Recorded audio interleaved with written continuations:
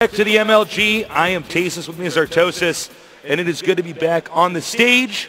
I love doing stage events. It's a lot of fun. Yeah, And we can't see them, Tasis, but we can hear them when they're loud. Sometimes we get to see them on the previous screen. We can hear them. Yeah, we hear that. Thank you. Excellent. Thank you for letting us know you're there. Now, moving on. Not scared anymore, Tasis. I know. I thought we were alone. Comforting you. MLG lied to us and put a big curtain up, put us back here. No, there are people out there. No, but seriously, we got to go into game number 2 here. Thorzain against Shadow. Look, I don't know if Shadow can recover from that game. Not only was he outplayed, that's pretty psychologically debilitating to play a game like that. I mean, essentially, Thorzain made stuff, walked to the guy's base, and just killed him. Yeah, you know, that's essentially what happened, Tasis, unfortunately. That's a good strategy. But Shadow has chosen Xel'Naga Caverns, which is kind of interesting to me. Well, you know, Xel'Naga Caverns is a map that everybody has experience on. It's also a map you could potentially do an all-in. Let's not forget it's a one-on-one map. That means you know your opponent's starting location, so you can actually put barracks or, well, in this case, gateways outside your opponent's a base, or 6 pools have more efficacy here. So this is a map where we could see something like that, or it could be a situation where he's just more comfortable on it. This is a map that was one of the first maps back in the beta, but of course Thorzain was playing back in the beta, so I don't know if that would give him too much of an edge, but sometimes comfort is the most important thing in a tournament match. Sometimes Starcraft isn't just a game about who's got better micro, macro, or just a raw good strategy. Sometimes it's really a game of who makes the least number of mistakes. So are they ready? They are ready, Tasteless. Right. We are waiting on you. We're waiting on me? Yeah. Tasteless is ready. We can start the game. So guys, make some noise for game number 2. Thorzain against Shadow. Let's see if Shadow can make a comeback, or if Thorzain is going to close us out with a 2-0 victory. And we'll get the game up for you on screen very soon here. It is loading now. And it looks like, once again, just like GSL Artosis, you loaded last. I'm slow, man. What do you want? I'm an old guy. All right. Over here in the bottom left, we have Shadow. I would like to point out that Thorzain has opened with the same typing build order, only a have fun and no good GL. luck. He is saving. Well, he wants to win. APM. Why would he wish GL for his That's opponent? right. He's got a stockpile of that APM. Use that for the later part of the game. Thank you to the Xel'Naga for letting us use your caverns. It's a very scenic map. Down here in Columbus, Ohio. Quite a treat. And, while we have a little bit of downtime, I do want to point out, a lot of people ask me this, because we started doing this at GSL, now you see it on a lot of different maps. A lot of people go, why is there a neutral supply depot at the bottom of many of these players' bases? Yeah, and the first answer is MLG is awesome. But what's the second answer, Tasis? The second answer is, as you can see here, it takes Terran about 3 structures to wall in here. But if you look at the bottom of the ramp, just to the architecture of it, you can actually make a depot. Let's just pretend that this is a Terran player. I can even do it up here. You can make a depot and just put 1 barracks there. You've walled in with 2 structures. That's right. Now that is a pretty quick wall in, and of course intel is something that is so integral to success in a Starcraft match, that to be able to wall in that quickly can kind of put the opposing race at a disadvantage. So, rather than doing anything dramatic like asking Blizzard to patch it, we simply put a neutral depot down there, so that way they either have to destroy the depot or, just wall in up here like we see. Or in this case, Thorzain not even electing to wall in. Yep. And, also that's going to block any 3 pylons at the bottom of the ramp and a cannon. We do not want Hydra to actually go insane. Uh-oh. What's he doing? I don't know. What, he just went AWOL? Okay, I thought he was going to hide something. He's like, what's this back here? It's a hallway. He's found my secret hallway. Oh, my God. There's a picture of Tasis up there. He's got a pipe and a suit jacket. I got my smoking jacket on. Yeah. Now, the assimilator's on the way. So a quick second gas for Shadow. And a quick second barracks for Thorzain. I like this opening from Thorzain. It's going to make him safe against any sorts of cheese, and it's going to make him be able to be aggressive like he was last game. And if you catch even 1 unit out there, it's going to be nice. Now, he does not see this barracks here. So the fact that Thorzain is going for a second barracks means that Shadow will be in the dark here. Now, Thorzain scouting his opponent. He sees these 2 structures chrono boosting. And even intel like that is actually just so important in a game like StarCraft 2. Well, he did see a reactor going up on the barracks, so I wonder if he's going to take that and say, hey, this might be a double barracks play. So that may be something that he looks at and decides that, but you also do that for Banshee builds, so who knows, Tasteless, who knows. But I want to see what Shadow does. He got a really quick second gas. That might just mean a lot of sentries, but it may also mean that he wants to rush for DTs or something like that, and a DT rush against 2 barracks play is actually quite nice. Oh, it's great. I mean, you know, when you're on 2 barracks, you only have 1 orbital, and oftentimes they're using that to land mules.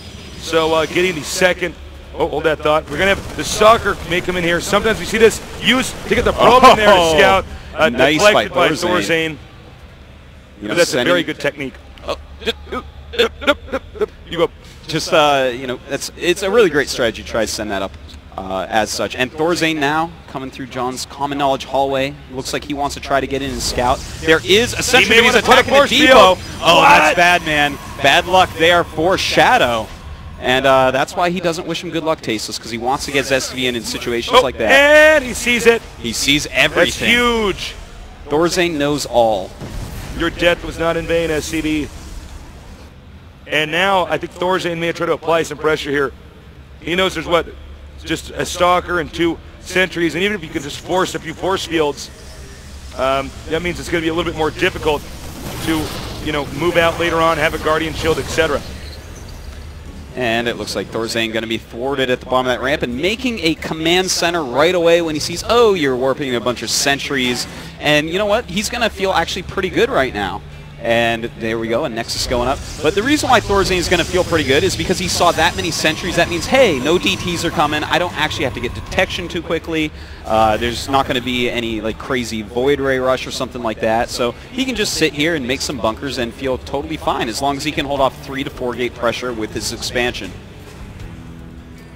2 bunkers coming up here. He just wants to play it safe. He can, of course, salvage that later.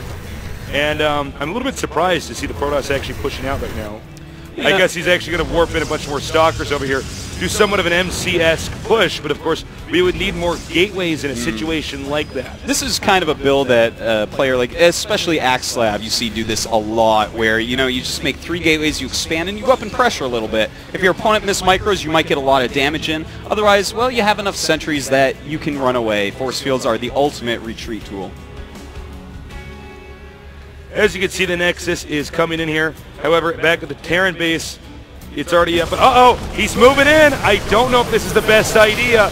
Using the MC style, he blocks. Yes, and he's off from the bunker.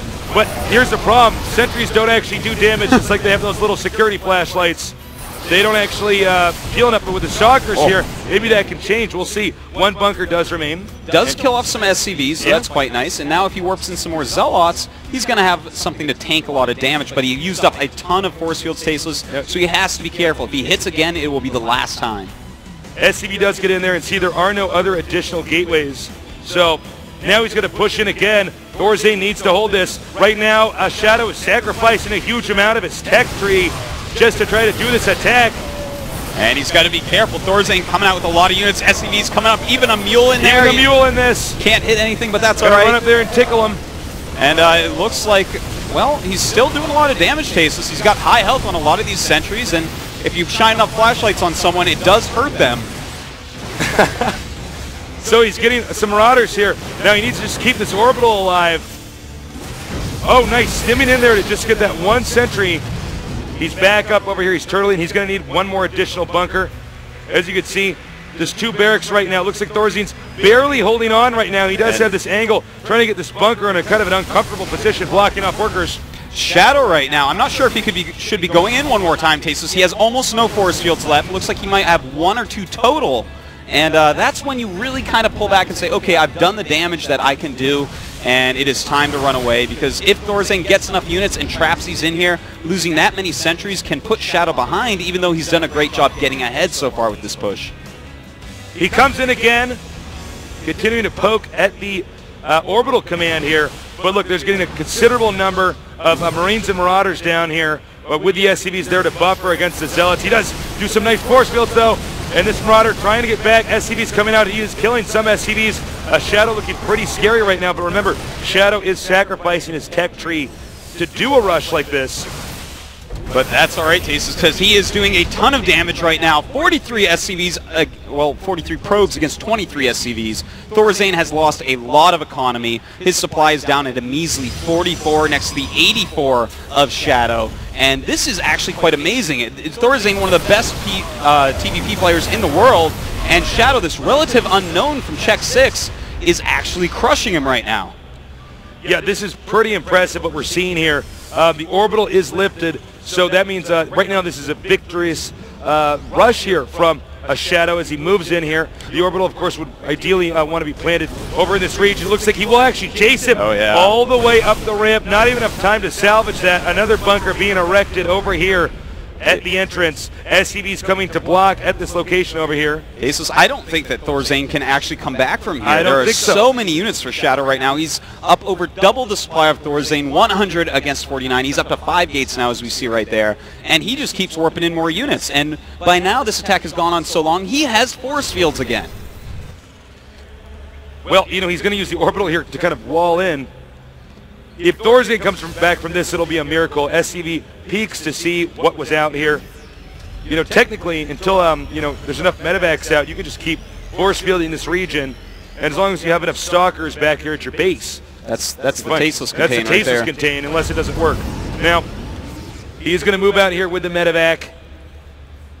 Now, if this drop can do a lot of damage, if it can kill a lot of probes, if it can go undetected, that would be huge. That's the big thing, Tasteless. I do feel that right now Shadow is focusing a little bit too much over here in this region. I love this fake Phoenix from the sentries to come into the main and take a look around here. What's going on? What could he possibly be doing? Yeah, but at the same time, he doesn't know about this medevac. Well, we're going to have to see, does he have his warp gates ready for a warp-in round, or did he just spend one up at his opponent's base? And in fact, he just spent one, just made 4 stalkers up there, so he's not going to be able to warp in a lot of units. There may be a lot of probes that could die from this. Thorzain needs this to do a lot of damage, and he is attacking Tasteless down at the natural. Here he goes, going after some probes. Probes being pulled.